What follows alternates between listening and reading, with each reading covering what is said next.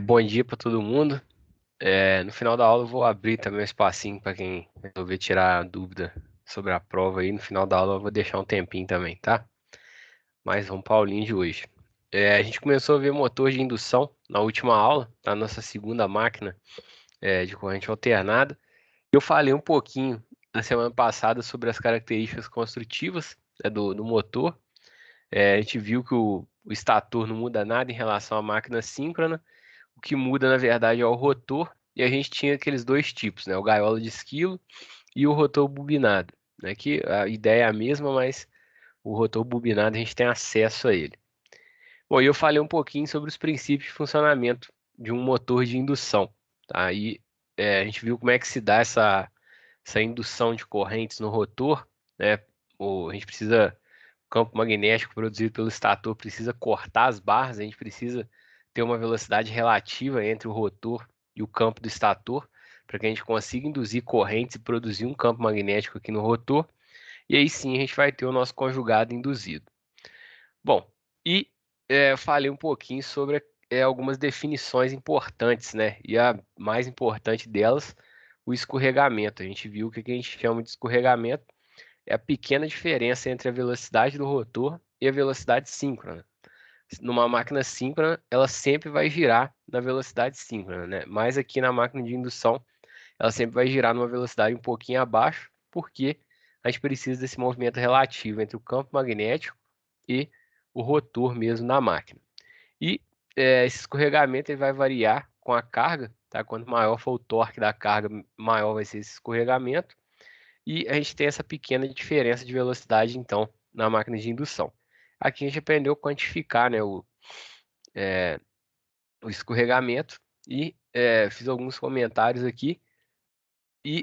Devido, né, ao escorregamento, a essa pequena diferença de velocidade, a frequência das tensões e correntes induzidas no rotor vai ser uma frequência menor, né, do que das tensões do estator. Então, aí ela vai ser diretamente proporcional a esse escorregamento. E a gente terminou. Ô André, Oi? bom dia. Desculpa rapidinho. Na quarta-feira eu estava com a cabeça na prova. Me lembra aqui, por favor. Essa diferença de velocidade, que tem uma diferencinha, né, que é o escorregamento, né? Que tem na máquina de indução, ela só tem na máquina de indução, né? Nas máquinas síncronas, elas são de fato a mesma velocidade, não tem essa diferencinha, não. Isso mesmo. E por Isso que mesmo. tem essa diferencinha? Bom, essa diferença tem por quê? Porque aqui nessa máquina a gente precisa induzir correntes e tensões no rotor, tá? Ah, tá. E como é que a gente faz para induzir uma tensão, né? Segundo a lei de Faraday, ou então o princípio da geração. A gente tem que ter um movimento relativo entre o campo magnético e o condutor, tá? E aqui a gente tem o campo magnético que a gente produz no estator, né? O nosso campo girante. Uhum. Ele tem que ter uma velocidade relativa em relação ao rotor, tá? Se o rotor girar na velocidade síncrona, ele vai girar junto com o campo magnético. E eles não vão ter movimento relativo, né? Os dois vão movimentar juntos. E se eu não tiver, né, uma velocidade relativa entre o campo e o rotor, eu não vou conseguir induzir tensão e corrente nele. Então, por isso que a gente precisa dessa pequena diferença, para que a gente continue a induzir tensão e corrente no rotor. E aí, deixa eu te fazer uma pergunta que não deveria te fazer, mas vou te fazer. Na máquina síncrona, como é que isso acontece? Bom, então, na máquina síncrona, a gente produz o campo do rotor é, de maneira independente, né? A gente Ah, alimenta o tá. rotor com corrente Aham. contínua. Beleza, lembrei. Então, Obrigada. então, assim, a produção do campo magnético do rotor não depende do estator, né? As duas são Entendi. independentes, eles vão acabar interagindo ali, os Não, dois. perfeito, Andrei. Obrigada, tá? Bom, então, vamos para a aulinha de hoje. Hoje eu vou falar um pouquinho para vocês sobre o circuito equivalente do motor de indução, tá? Ele é um pouquinho diferente da máquina síncrona, esse circuito que a gente vai utilizar aqui, e ele é baseado no circuito equivalente de um transformador, tá? Vocês devem ter visto aí em algum momento o circuito equivalente do transformador. Se não viram, é um circuito desse tipo aqui, tá? Num transformador eu tenho resistência e reatância própria do primário, eu tenho uma reatância de magnetização e alguma resistência aí do núcleo, de perdas no núcleo, tá? E no secundário do transformador eu tenho uma reatância do secundário e uma resistência do secundário. Aqui, o modelo do motor de indução vai ser baseado num transformador. Por quê? Porque ele funciona da mesma forma que um transformador. A gente está induzindo tensões e correntes no rotor. Ou seja, o estator é o meu primário e o rotor é o meu secundário. Tá? É onde eu estou induzindo tensão e corrente. Bom, e é como se o rotor fosse uma carga conectada ao secundário do transformador. Tá? Aqui, ao invés de primário e secundário, a gente vai ter o R1X1, resistência e reatância própria do estator, reatância de magnetização, que a gente representa aqui no lado do estator, tá? Resistência do núcleo, é, nem sempre a gente representa a resistência do núcleo, tá? A gente pode considerar as perdas constantes no núcleo e não utilizar essa resistência. E a gente tem reatância e resistência do rotor, que aqui está XR e RR, então no secundário desse transformador. E a gente tem aqui uma relação de transformação, tá? Que eu chamei de A efetivo. É a relação de espiras, né? De um transformador, mas aqui a gente não tem espiras propriamente dita no rotor, né? No estator a gente tem. No rotor a gente tem as barras do rotor. Mas bom, a gente vai simplificar esse circuito aqui ainda, tá? É interessante a gente eliminar esse transformador dele. Como que a gente faz isso? Representando aqui, ó, resistência e reatância do rotor lá no lado primário. Aí a gente consegue eliminar esse transformador do circuito, vai facilitar bastante para a gente. Bom, mas esse modelo que a gente vai utilizar, ele é um pouquinho, ele é limitado, tá? Não é para qualquer análise que eu consiga utilizar ele. A gente vai analisar nossa máquina aqui sempre em regime permanente. Então a gente pode utilizar esse modelo tranquilamente, que o que eu calcular com ele eu vou conseguir enxergar na prática. Mas ele é um pouquinho limitado para algumas análises que eu quero fazer, porque num transformador comum eu não altero a frequência elétrica. A frequência elétrica das tensões e correntes no primário é a mesma no secundário. Aqui não. As tensões que eu alimento o estator vão ser fixas, né? Normalmente 60 Hz. E no rotor, elas vão ser variáveis, elas vão variar de acordo com o escorregamento e vai ser uma frequência bem menor. Então isso aí limita um pouquinho aí a análise que a gente pode fazer com esse circuito. A gente não poderia utilizar ele para regime transitório, senão a gente ia obter um erro muito grande, tá? É, outra diferença aqui, né, de um transformador comum para um motor de indução é a característica de magnetização, que são essas curvas aqui, tá? Um transformador, ele tem essa curva bem mais inclinada, a do motor de indução ela é mais suave. Para o circuito equivalente, o que que isso aqui influencia? Vai influenciar na reatância de magnetização, naquele XM que está em paralelo lá no circuito.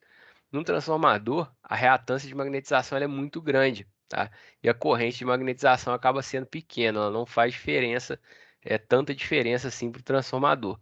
Aqui no motor de indução, não. Por causa dessa característica, a nossa reatância de magnetização ela vai ser bem menor e ela vai demandar uma corrente de magnetização bem maior aqui para o nosso motor de indução.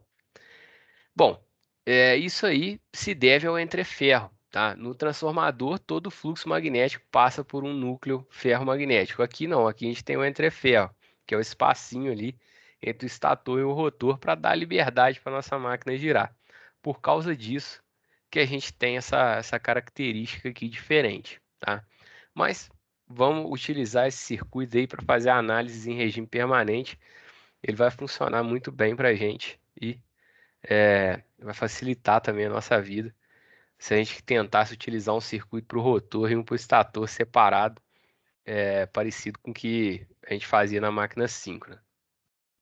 Bom, então vamos ver como é que a gente simplifica esse circuito para tirar aquele transformador da jogada.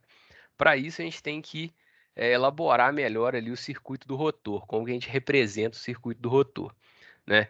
Bom, a tensão no secundário daquele transformador, a tensão que realmente a gente vai induzir no rotor, a frequência dela vai depender do escorregamento, tá? E a tensão em si, também a amplitude da tensão vai depender desse escorregamento também.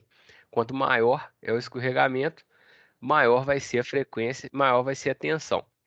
Se o rotor estiver parado, né, e eu aplicar o campo magnético, o meu escorregamento vai ser unitário, porque eu tenho a diferença máxima entre a velocidade do campo girante e do rotor, já que ele está parado, né? Bom, e quando ele está parado, a frequência elétrica do rotor vai ser a própria frequência do estator, que eu chamei de FE. De acordo que a gente vai acelerando a máquina, o escorregamento vai diminuindo e a frequência do rotor vai diminuindo junto. Assim como a tensão vai ocorrer o mesmo. E a gente define essa tensão e essa frequência aqui, né, como a tensão e frequência que eu teria com o rotor parado e a tensão mesmo e a frequência mesmo do rotor, das tensões e correntes do rotor vai depender também do escorregamento, certo? Bom, a gente tem no rotor, já que a gente tem enrolamentos, né? Ou então tem o gaiola de esquilo, que são condutores normalmente de alumínio. Eu tenho uma resistência e tenho uma reatância também, né? Enrolamentos, não tem como fugir disso. Bom, a resistência do rotor, que lá no circuito eu chamei de RR, ela é constante, ela não muda, tá? Ela vai depender o quê? Do material ali, da construção do rotor, mas uma vez o rotor construído, essa resistência não vai mudar. Agora, a reatância, ela depende o quê? Da indutância do rotor, essa é constante, mas depende também da frequência. E a frequência a gente sabe que ela muda de acordo com a velocidade do motor, ou de acordo com o escorregamento. Então, ó, pela definição de reatância, que é ômega L, né? Frequência vezes indutância, a indutância pode ser constante, mas essa frequência aqui sempre vai mudar, tá? E vai ser o escorregamento vezes a frequência aqui síncrona, tá? Ou velocidade síncrona aqui, porque o ômega está em radiano por segundo. E a gente define aqui, ó, é, a indutância vezes a frequência ou a velocidade síncrona como reatância de rotor bloqueado, que eu chamei de XR0, tá? Essa aqui é se o rotor tivesse parado. De acordo que eu vou acelerando a máquina, meu escorregamento vai diminuindo e eu vou diminuindo também essa reatância aqui, certo? Bom, então vamos substituir isso aqui no circuitinho do rotor, tá? Isso aqui é aquele circuito que está lá no secundário do transformador. Eu só estou simplificando ele aqui. A gente está olhando só para o rotor por enquanto. Bom, a tensão induzida vai ser a tensão de rotor bloqueado vezes o escorregamento.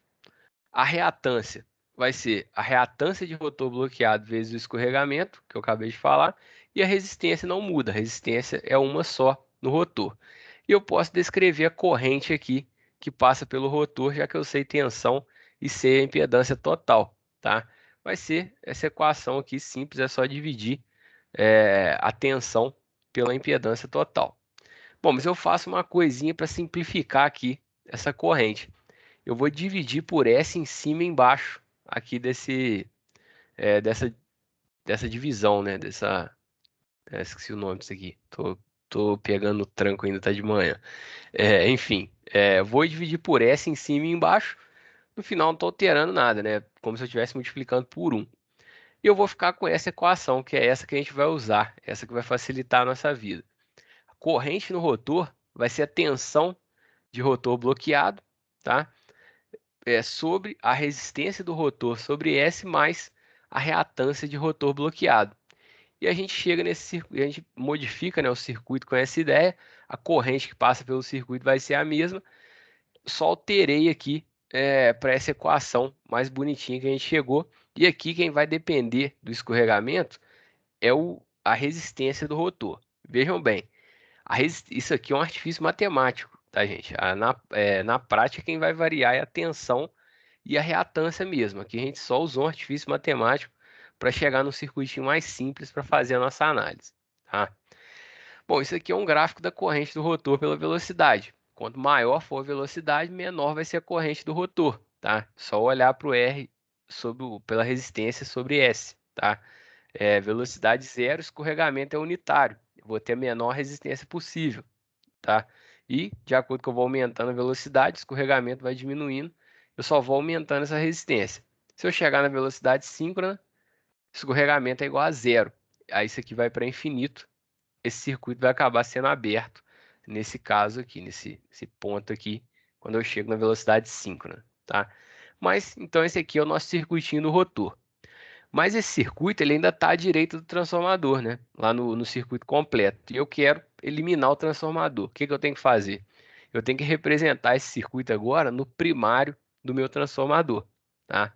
Bom, para representar no primário, é só eu representar a reatância e a resistência e considerar aí a relação de transformação, que eu tinha chamado de A efetivo.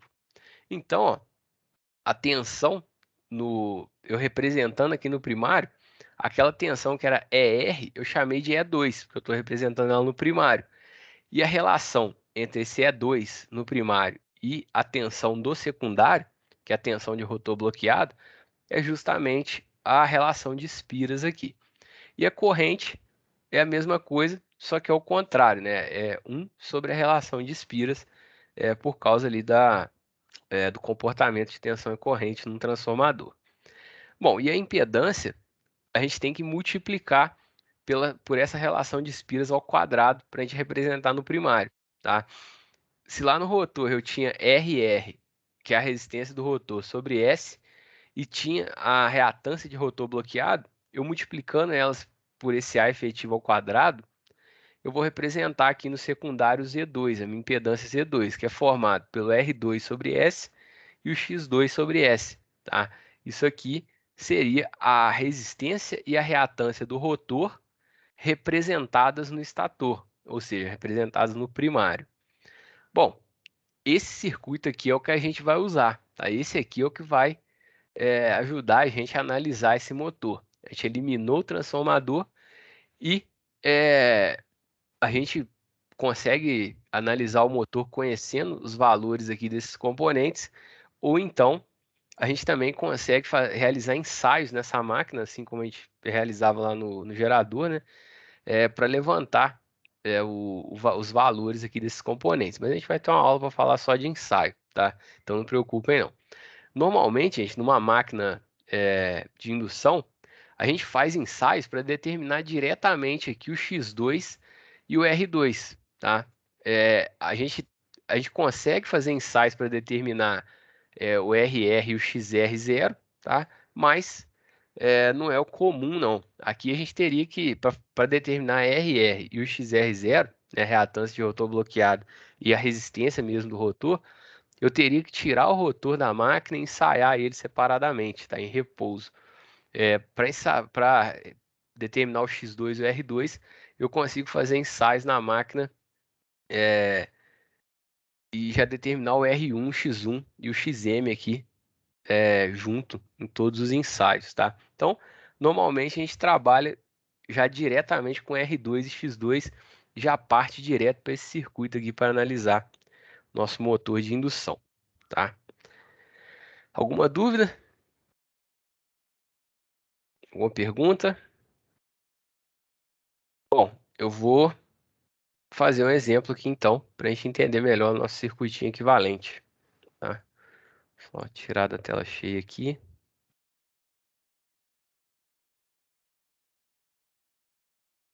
rapidinho. Bom, vamos lá. Vamos ler o exemplo aí. Bom, um exemplo bem direto, tá, gente? Só para a gente entender como é que a gente faz para analisar esse circuito aí. Tá pedindo algumas coisinhas básicas aí. Bom, é um motor de indução trifásico ligado em Y, 6 polos, 460 volts, 27 cavalos, 60 Hz, tá? E tá falando aqui os parâmetros para a gente, todos referenciados ao estator, ou referidos ao estator, tanto faz, tá? Bom, o que que isso aqui significa? Que já são os parâmetros daquele circuito, desse último que eu mostrei aqui. Tá tudo referenciado ao estator, ou seja, tudo referenciado ao primário daquele circuitinho equivalente que eu mostrei, tá? E R1, X1, R2, X2 e o XM, que é a reatância de magnetização. O RC, tá? A resistência seria do núcleo, aqui está atendendo ao infinito. O que que isso aqui significa? Ela está em paralelo a uma resistência infinita. É como se eu tivesse um circuito aberto ali no RC. Eu vou desconsiderar esse RC aqui no meu circuito equivalente. A gente normalmente faz isso porque essas perdas no núcleo é mais comum da gente considerar elas constantes, tá? Se eu considerar o RC, essas perdas vão variar com o ponto de operação do meu motor, tá? Mas o mais comum assim, é a gente falar que as perdas do núcleo são de tantos quilowatts e considerar isso constante, ou tantos watts, né? Bom, outra informação importante para a gente aqui, tá? Para um escorregamento do rotor de 1,6% com tensão e frequência nominal, determinar quatro coisinhas aqui: velocidade do rotor, corrente do estator, potência de entrada e fator de potência. Bom, para determinar a velocidade, a gente precisa saber do que? 6 polos, 60 Hz e o escorregamento é 1,6%. Então, vamos fazer a letra A. Peraí, só botar de preto aqui. Então, a letra A, primeiro a gente descobre aqui a velocidade síncrona, tá? Vai ser 120 sobre o número de polos, vezes 60 Hz. Isso aqui dá 1.200 RPM. E agora sim a gente descobre a velocidade do rotor, a velocidade mecânica. Vai ser 1 menos o escorregamento, que é 1,6, vezes a velocidade mecânica. Tá, a velocidade síncrona, desculpa. Bom, só pegar aqui já a minha HP de uma vez. Vai ser 1.200. 1,6 menos. Multiplica. 1.180,8 RPM. Tá? Essa aqui é a velocidade do rotor. Bom, poderia deixar aqui a resposta só em RPM, tá, gente? Mas eu vou calcular ela em radiano por segundo. Eu acho que a gente vai precisar, talvez. Deixa eu ver o que está pedindo mesmo. Potência. Tá? Não vai precisar dela em RPM, não. Ó, em radiano por segundo, não. A gente pode partir para a letra B, tá? Bom, a letra B está perguntando a corrente no estator, tá? A gente vai precisar do escorregamento, tá? A gente vai precisar saber essa velocidade, mas a gente precisa mesmo do circuito equivalente. Então, vamos desenhar ele aqui, ó. Resistência do estator, reatância do estator, reatância do rotor, resistência do rotor, tá? E reatância de magnetização. Esse aqui é o circuitinho equivalente do motor de indução. Bom, e vamos colocar os valores aqui que o exercício deu. O R1, 0,271. O X1, 1,12. O X2, 1,91. E o R2, 0,188 ohms sobre S. Tá? Nunca esqueceu o S.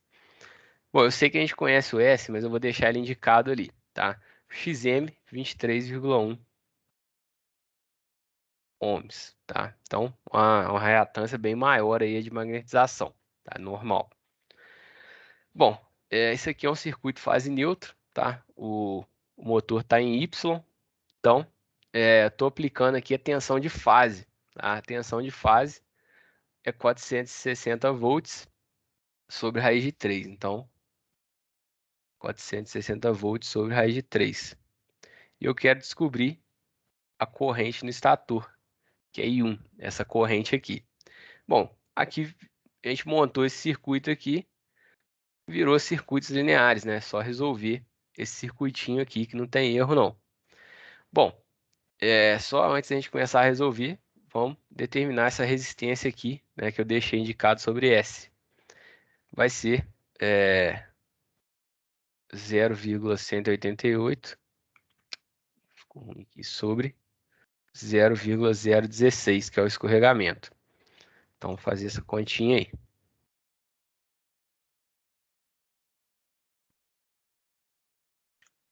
11,75 ohms.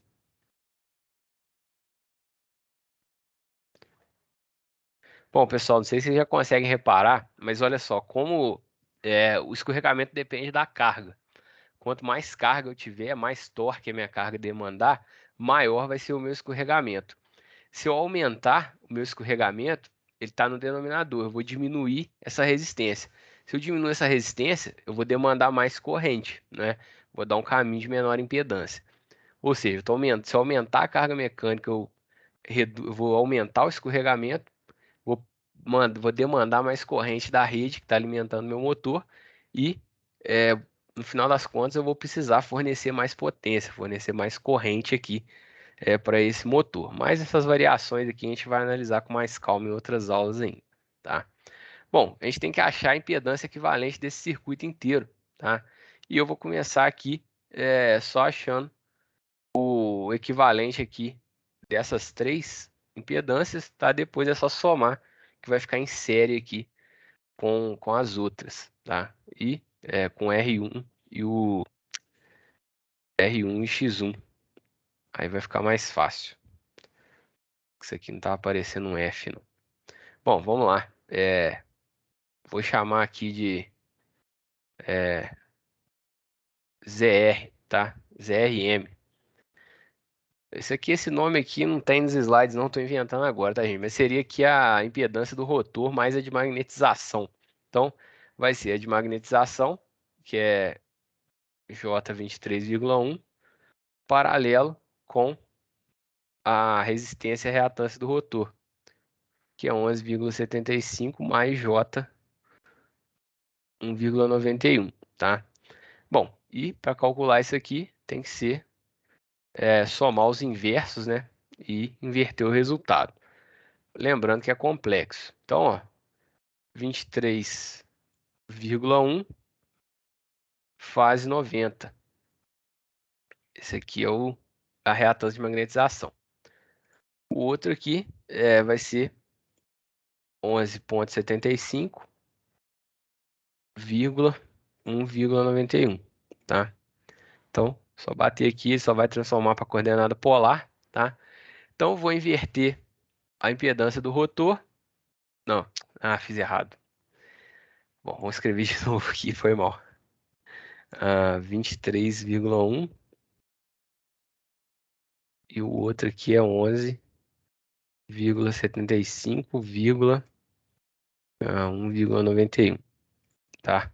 Tem minhas duas impedâncias, é porque eu cliquei no errado aqui. Vou inverter a impedância do rotor, vou inverter a impedância de magnetização, reatância de magnetização, soma os dois, inverter o resultado, tá? Eu posso passar isso aqui para coordenada retangular ou deixar em polar, tanto faz, tá? Bom, seria só para fazer em... Ah, não, mas vai dar trabalho passar isso aqui para... Ai, meu Deus do céu. Pô, tô errando muito hoje. Meu Deus. Enfim, tô tomando uma coça da HP. Foi mal, galera. Foi mal. Vamos fazer a continha de novo. Já ia errar aqui também. 90.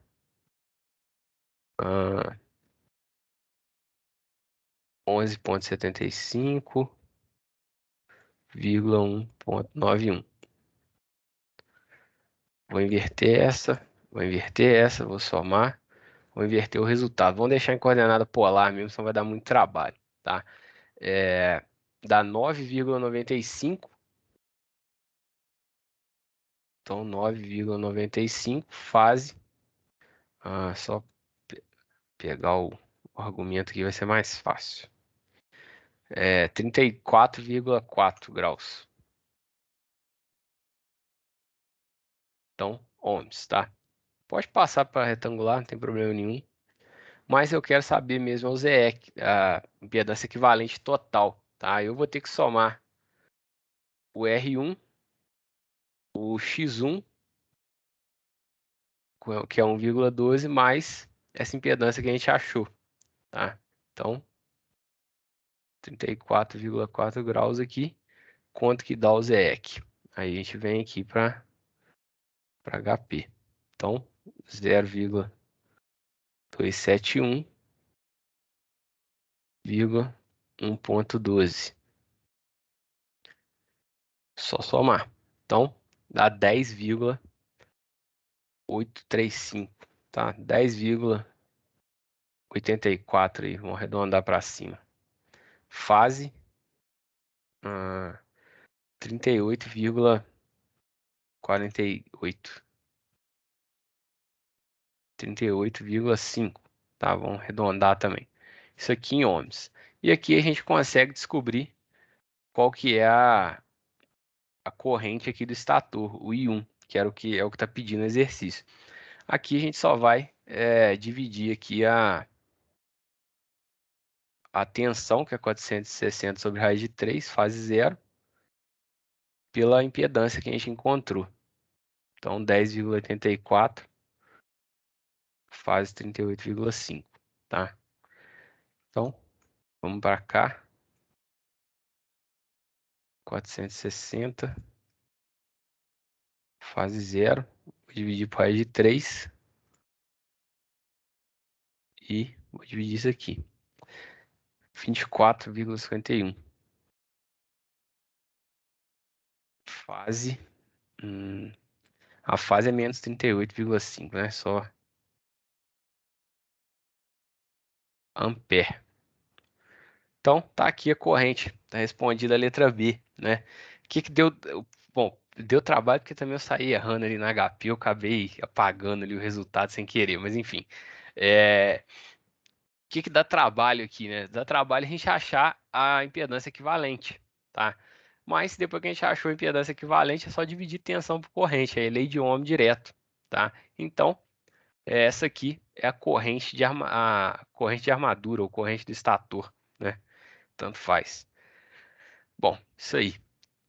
Vamos ver. Letra C está perguntando a potência de entrada e a letra D, o fator de potência. Então a gente é capaz aqui a gente já conhece a corrente, conhece a tensão, conhece a fase da corrente, a gente determina aqui facilmente a potência de entrada e o fator de potência, tá? Eu deveria ter pedido invertido, tá? Porque a gente vai precisar do fator de potência aqui para calcular a potência, mas tudo bem, tá?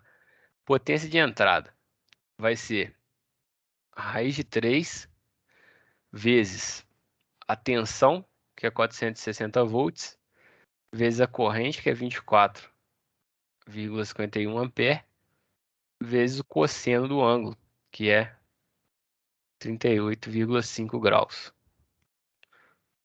Tá? Apertou ali. Bom, só fazer essa continha então.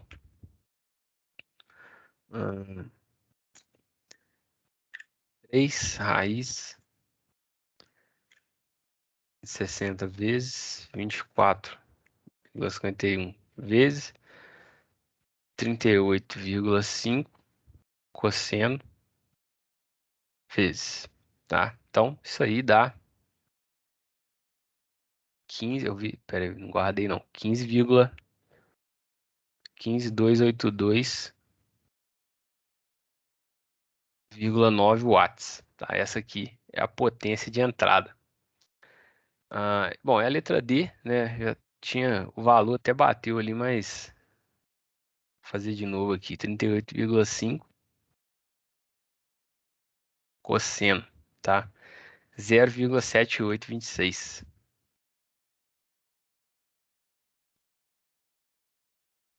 Atrasado, tá? Bom, o motor de indução, gente, sempre vai ser atrasado o fator de potência, tá?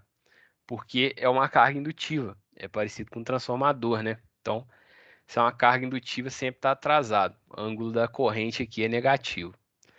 Bom, então, a letra C e D aí foi só para complementar, né? O mais importante aqui é a letra A e a B. A letra B, sobretudo, para a gente analisar esse circuito, tá? Bom, eu poderia ter pedido aqui a corrente do rotor, né? A corrente I2, mas não tem porquê, tá? Aqui é só para a gente analisar mesmo o circuito para vocês tentarem entender melhor. Mas raramente a gente vai ter que achar essa corrente I2. A gente consegue analisar esse motor aqui sem precisar chegar nessa corrente que dificulta muito, tá? Bom, a aulinha de hoje é isso aí, tá? Quarta-feira eu vou falar um pouquinho da análise de potência, como é que a gente vai calcular a eficiência, né, do motor, comparar essa potência de entrada com a potência mecânica que realmente chega na carga, e a gente vai ver o que a gente tem que descontar de perdas aí e as análises que a gente pode fazer de potência, certo? Alguma dúvida? Tranquilo aí?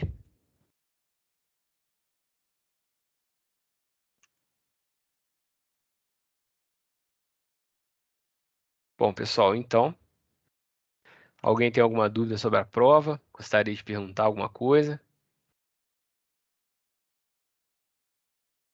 Bom, pessoal, a prova é até meia-noite hoje, tá? O prazo.